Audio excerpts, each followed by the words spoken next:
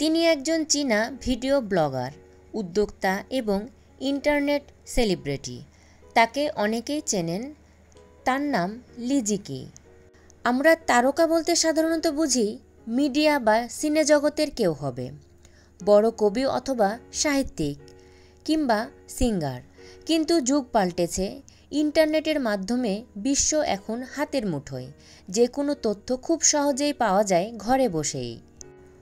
ইন্টারনেটের মাধ্যমে social media ব্যবহার করে অনেকেই ঘরে বসেই উপার্জন করছেন।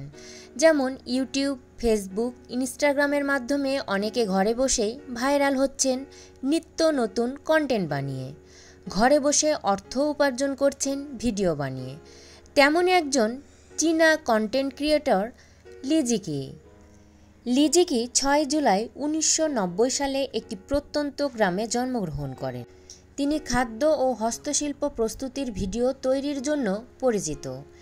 প্রায়শই ঐতিহ্যবাহী চীনা কৌশল ব্যবহার করে তিনি ভিডিও তৈরি করেন, যা সাধারণ, প্রায় শব্দহীন এবং বেশ হৃদয়গ্রাহী। ইউটিউবে চীনা ভাষার চ্যানেলের সবচেয়ে বেশি সাবস্ক্রাইবার লি জিকির চ্যানেলে। 2021 সালের ফেব্রুয়ারিতে তিনি গিনেস ওয়ার্ল্ড রেকর্ড অর্জন করেন। তার প্রকৃত নাম লি জিয়াজিয়া। খুব অল্প বয়সেই তার মা মারা যায়। এরপর বাবা আরেকটি বিয়ে করেন। লি জিকির সৎমা তার সাথে খুব খারাপ ব্যবহার করত। তারপর তিনি তার দাদা দাদির সাথে চলে আসেন। লি 2015 সালে মেইপাইতে তার ভিডিও পোস্ট করা শুরু করেন। মেইপা একটি চাইনিজ সোশ্যাল মিডিয়া প্ল্যাটফর্ম। প্রথম অবস্থায় লি জিয়া নিজেই তার ভিডিও তৈরি করতেন এবং পরবর্তীতে একজন ভিডিওম্যান ও এডিটর রাখেন।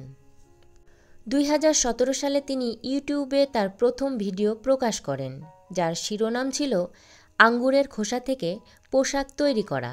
বর্তমানে তার 2.8 কোটি সাবস্ক্রাইবার। আগে তিনি নিয়মিত ভিডিও আপলোড করলেও এখন বেশ অনিয়মিত। বেশ কিছুদিন ধরে তিনি ভিডিও আপলোড করেন না। লি জিকির বেশিরভাগ ভিডিও ঐতিহ্যবাহী খাবার এবং প্রাচীন জিনিসপত্রের ওপর তৈরি করেন। খাবার তৈরির ভিডিও ছাড়াও লি অন্যান্য জনপ্রিয় ভিডিওগুলির মধ্যে রয়েছে আঙ্গুরের খোসা দিয়ে রং করা, মেকআপ এবং পোশাক তৈরি করা। লি তার ভিডিওগুলিতে খুব কমই কথা বলেন এবং প্রকৃতি, রান্না এবং খুব অল্প সঙ্গীতের শব্দ ব্যবহার করে থাকেন। 2018 সালে তিনি নিজের নামে একটি খাদ্য ব্র্যান্ড চালু করেন এবং ই-কমার্সের মাধ্যমে প্যাকেজড খাবার বিক্রি করেন। প্রথমে লি জিকি জীবিকা নির্বাহের জন্য তাওবাওতে কৃষিজাত পণ্য বিক্রি করতেন এবং পরবর্তীতে ব্লগার হিসাবে আত্মপ্রকাশ করেন। তাওবাও একটি চীনা অনলাইন শপিং প্রতিষ্ঠান। লি যখন 5ম শ্রেণীতে পড়ত তখন তার দাদু মারা যান। ফলস্বরূপ তার দাদি তার লেখাপড়ার খরচ বহন করতে অক্ষম হন এবং লি 14 বছর বয়সে স্কুল ছেড়ে শহরে কাজ করতে যান। তিনি বেশ কয়েকটি চাকরি করেন। 2012 সালে তিনি তার দাদির যত্ন নেওয়ার জন্য ফিরে আসেন, যিনি সেই সময়ে অসুস্থ ছিলেন। লি জিকি আগে নিয়মিত ভিডিও আপলোড করত এবং এর মাধ্যমে ইউটিউব থেকে প্রচুর অর্থ উপার্জন করত। কিন্তু বেশ কিছুদিন ধরে লি ভিডিও আপলোড করেন না। এর কারণ কি? অনেকের মনে প্রশ্ন আসতেই পারে। কারণ যে প্ল্যাটফর্ম থেকে তিনি মোটা অঙ্কের অর্থ উপার্জন করতেন, কেন সেটি বাদ দিলেন? অবশ্যই এর কারণ রয়েছে।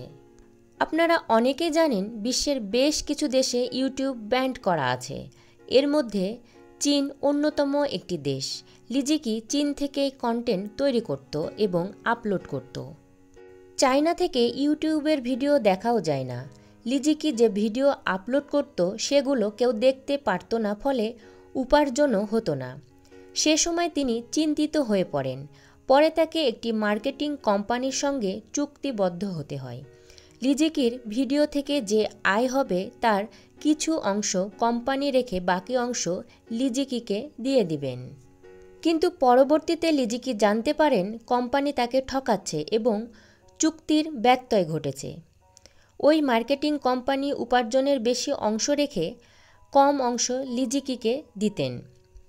লিজিকি ওই কোম্পানির বিরুদ্ধে মামলা করেন এবং যে অর্থ ক্ষতি হয়েছে তিনি ক্ষতিপূরণ চান। সেই মামলার নিষ্পত্তি এখনও হয়নি, তাই লিজিকি নিয়মিত এখন ভিডিও আপলোড করেন না। সুপারস্টার লিজিকিকে নিয়ে আজকের এই ভিডিওটি আপনাদের কেমন লাগলো?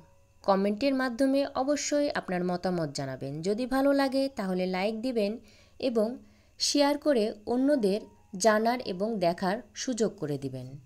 এতক্ষণ সঙ্গে থাকার জন্য সবাইকে অসংখ্য ধন্যবাদ।